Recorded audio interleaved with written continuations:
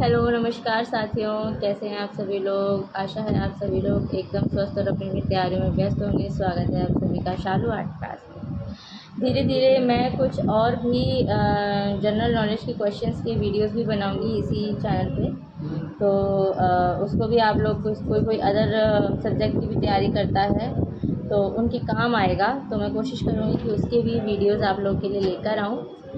फ़िलहाल जो है आज के सुपर इम्पॉर्टेंट क्वेश्चन शुरू करते हैं, वो भी विस्तार के साथ, डिटेल्स के साथ। जितनी डिटेल्स मुझे पता होती है, जितनी मैं खुद पढ़ती हूँ, आप लोग के साथ शेयर करती हूँ। आपको पता ही है, एक वीडियो मैं बनाती हूँ जिसमें सिर्फ मैं वन लाइनर क्वेश्चन बताती हूँ और एक मैं बनाती हूँ उन्हीं क्वेश्चंस की डिटेल के साथ में आंसर बताती हूँ। तो इससे क्या होता है कि आपका दुगना रिविज़न हो जाता है। डिटेल से क्या है कि हमें एक ही टॉपिक के बारे में कई और बातें जानने को मिलती हैं। इसलिए मैं बार बार कहती हूँ कि कॉपी पेन रख के बैठिए, पॉज कर करके लिखते जाइए। बहुत काम के होता है, एक एक सेंटेंस बहुत काम का होता है कि सेंटेंस में एक एक क्वेश्चन छुपा होता है, अगर आप पहचान पाए तो चलिए टाइम वेस्ट ना करते हुए आज की सुपर क्वेश्चन शुरू करती हूँ। सबसे पहले कहना चाहूँगी, आग्रह करना चाहूँगी आप लोगों से, जो लोग मेरे चैनल पर नए हैं, सब्सक्राइब करके बेल आइकन दबा लें और सिलेक्ट कर लें, जिससे कोई भी मेरे वीडियो का नया नोटिफिकेशन आप तक तुरंत पहुँचे। चलिए कुछ शुरू करते हैं। तो आज मैं कोशिश करूँगी कि आपको 30 से 40 क्वेश्चन कवर करा दूँ। तो सबसे पहला है आज का, एलिफेंटा किस लिए प्रसिद्ध है। तो यहाँ पे हमारा ऑप्शन नंबर सी सही हो जाएगा, त्रिमूर्ति के लिए प्रसिद्ध है।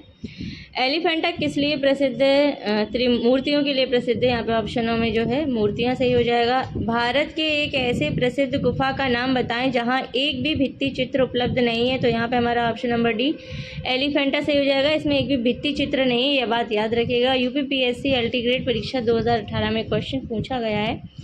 इसकी थोड़ी सी डिटेल देख लेते हैं। एलिफेंटा की गुफाएं वाकाटक काल में पर्वतों को काटकर बनाई गई है। यह गुफाएं समुद्र तट के अंदर एक छोटे से टापू पर स्थित है। इसका वास्तविक नाम धारापुरी था, किंतु पुर्तगाली लोगों को प्रस्तर खंड में हाथी की प्रतिमा दिखाई देने के कारण इन्होंने इसका नाम एलिफेंटा रख दिया। इस गुफा मंदिर में त्रिमूर्ति शिव तांडव की खंडित मूर्ति, नटराज, शिव द्वारा अंधक राक्षस का संहार, शिव और पार्वती विवाह, महेश मूर्ति, रावण कैलाश पर्वत उखाड़ते हुए इत्यादि मूर्तियों को दर्शाया गया है। इसके पार्श्ववर्ती कक्षों में अजंता के अनुरूप भित्ति चित्रकारी थी, किंतु अब वह नष्ट हो गई। चलिए हमारा जो है नेक्स्ट क्वेश्चन देख लेते हैं, जो कि नीचे ही था। एलिफेंटा गुफाओं जो कि महाराष्ट्र में को लगभग डैश सदी में बनाया गया था। तो यहाँ पे हमारा ऑप्शन नंबर ए ही सही रहेगा, 5वीं से 8वीं ईस्वी। तो यहाँ पे जो है इसकी थोड़ी सी व्याख्या देख लेते हैं। एलिफेंटा गुफाओं जो मुंबई में समुद्र के 7 मील उत्तर पूर्व में स्थित द्वीप पर है के प्रसिद्ध गुफा मंदिरों का निर्माण राष्ट्रकूट शासकों द्वारा कराया गया था। यहाँ से 5वीं से 6ठी शताब्दी के 5 गुफा मंदिर प्राप्त हुए हैं, जिनमें हिंदू धर्म मुख्यतः जो कि शिव से संबंधित मूर्तियां हैं। साथ ही यहाँ 2 बौद्ध गुफाएं भी हैं। इन गुफाओं का निर्माण काल 5वीं से 8वीं शताब्दी माना जाता है। यहाँ से प्रसिद्ध त्रिमूर्ति शिव की प्रतिमा प्राप्त हुई है। नेक्स्ट क्वेश्चन है, विख्यात महेश मूर्ति रॉककट मूर्ति कहाँ है। तो यहाँ इसको रॉककट इसलिए बोलते हैं क्योंकि इस चट्टान से काट कर बनाई गई है। चट्टान को काट कर उसको शिव जी का आकार दिया गया है। इसका हमारा जो है ऑप्शन नंबर बी सही हो जाएगा, एलिफेंटा।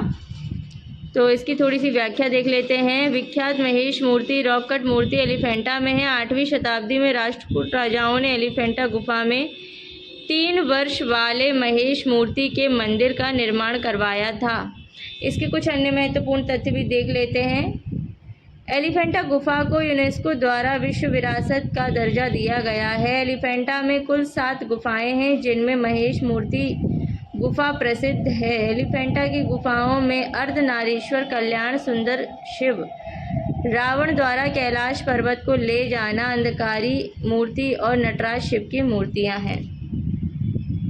नेक्स्ट क्वेश्चन है, बाघ गुफाएं किस जनपद में है। तो यह जो है हमारा ऑप्शन नंबर डी सही हो जाएगा, धार जनपद में है। इसकी थोड़ी सी व्याख्या देख लेते हैं। बाघ गुफाएं मध्य प्रदेश के धार जिले की कुक्षी नामक तहसील में है। बाघ गुफाएं बौद्ध धर्म से संबंधित हैं। ये गुफाएं गुप्त काल की श्रेष्ठ उदाहरण हैं। बाघ में गुफाओं की संख्या 9 है, किंतु 7 गुफाओं के चित्र पूर्ण रूप से नष्ट हो चुके हैं। गुफा संख्या 4 एवं 5 में ही कुछ चित्र शेष हैं। गुफा संख्या 1 ग्रह का नाम से प्रसिद्ध है। सबसे महत्वपूर्ण चौथी गुफा है, इसे रंगमहल भी कहते हैं। नेक्स्ट क्वेश्चन है हमारा, बाघ में कुल कितनी गुफाएं हैं? तो यहाँ पे हमारा ऑप्शन नंबर बी सही हो जाएगा। बाघ में कुल 9 गुफाएं हैं। इसकी थोड़ी सी व्याख्या देख लेते हैं। उत्तर प्रदेश माध्यमिक शिक्षा सेवा चयन बोर्ड ने अपनी प्रारंभिक उत्तर कुंजी में इस प्रश्न का उत्तर विकल्प बी माना था, किंतु अंतिम उत्तर कुंजी में इस प्रश्न को मूल्यांकन से बाहर कर दिया गया है। चलिए नेक्स्ट क्वेश्चन देख लेते हैं। धार जिले में स्थित गुफा बाघ गुफा किस राज्य में स्थित है? तो यहाँ पे हमारा option number B Madhya Pradesh सही हो जाएगा। नेक्स्ट क्वेश्चन है, बाघ गुफाएं डैश में स्थित है? तो यहाँ पे हमारा option number A Madhya Pradesh में सही हो जाएगा। नेक्स्ट क्वेश्चन है, बाघ गुफाएं स्थित है? तो यहाँ पे हमारा option number A Madhya Pradesh में स्थित है। नेक्स्ट क्वेश्चन है, बाघ की गुफाएं कहाँ स्थित है? तो यहाँ पे हमारा option number B Madhya Pradesh सही हो जाएगा। नेक्स्ट क्वेश्चन है, बाघ की गुफाएं स्थित हैं? तो यहाँ पे हमारा option number C Madhya Pradesh सही हो जाएगा। और नेक्स्ट क्वेश्चन है, बाघ गुफाओं की अवधि है? तो यहाँ पे जो है हमारा ऑप्शन नंबर ए ही सही रहेगा। सातवाहन राजवंश ये बाघ गुफाओं की अवधि है, सातवाहन के टाइम पे ये बनाई गई थी। तो चलिए इसकी थोड़ी सी व्याख्या भी है। बाघ गुफाएं मध्य प्रदेश के धार जिला मुख्यालय से 97 किलोमीटर की दूरी पर स्थित है। ये गुफाएं प्राकृतिक नहीं है, अपितु चट्टान को काटकर बनाई गई हैं। ये प्राचीन समय में सातवाहन काल में बनाई गई थी। अजंता जैसी बाघ गुफाओं का निर्माण कुशल शिल्पकारों द्वारा सीधे बलुए पत्थर पर किया गया है। नेक्स्ट क्वेश्चन है, बाघ गुफाओं को जाना जाता है? तो यहाँ पर हमारा ऑप्शन नंबर डी सही हो जाएगा, इनमें से कोई नहीं।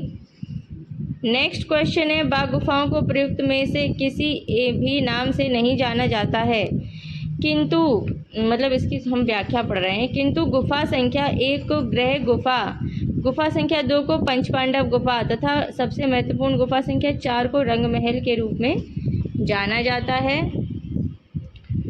तो नेक्स्ट क्वेश्चन है हमारा, बाघ की किस गुफा में सर्वाधिक चित्र बने हैं? तो यहाँ पे हमारा जो है इनमें से किसी में भी नहीं बने हैं। इसका मतलब सही आंसर आपको व्याख्या में मिलेगा। तो इसकी व्याख्या है, बाघ गुफाओं में 7 गुफाओं के चित्र लगभग पूर्ण रूप से नष्ट हो चुके हैं। केवल गुफा संख्या 4 व 5 में कुछ चित्र बने हैं, वे भी अब शत विशत अवस्था में हैं। चौथी गुफा रंगमहल कहलाती है, जिसमें सर्वाधिक चित्र प्राप्त हुए हैं। यह गुफा चैत्याकार है तथा पद्मासीन बुद्ध मूर्तियाँ होने के कारण लगता है कि यह चैत्य गुफा है और किसी समय चित्रों के रूप में सुसज्जित रही होगी, जिसमें आकर्षक चित्र मिलते हैं। यह चित्रित पैनल गुफा संख्या 5 के द्वार तक फैला है। इस टुकड़े में 6 दृश्य अंकित हैं। अधिकांश चित्र चौथी गुफा के सम्मुख भाग में प्राप्त हैं। उत्तर प्रदेश माध्यमिक शिक्षा सेवा चयन बोर्ड ने अपने प्रारंभिक एवं अंतिम उत्तर कुंजी में विकल्प बी को सही माना है। इसके कुछ अन्य महत्वपूर्ण तथ्य भी सुन लीजिए।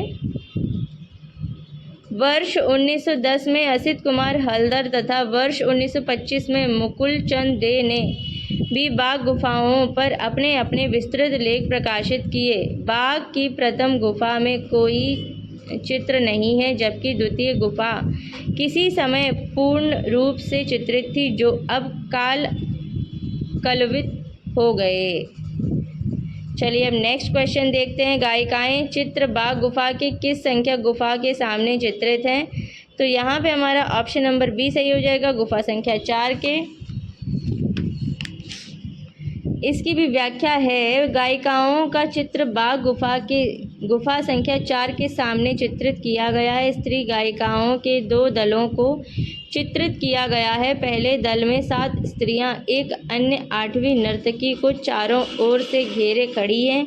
दूसरे दल में एक नर्तकी को 6 स्त्रियां गायिकाएं मंडलाकार रूप में खड़ी हैं। नर्तकी के बाल कंधों पर लहरा रहे हैं। इसके कुछ अन्य महत्वपूर्ण तथ्य भी देख लेते हैं।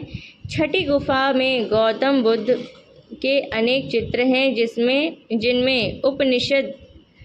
जिनमें उशनिश बुद्ध का सुंदर चित्र अवशेष मात्र रह गया है। 5वीं गुफा को स्थानीय लोग पाठशाला कहते हैं। बाघ गुफाओं में काले, सफ़ेद तथा हिरोंजी के रंग के प्रयोग से उत्तम आलेखन बनाए गए हैं।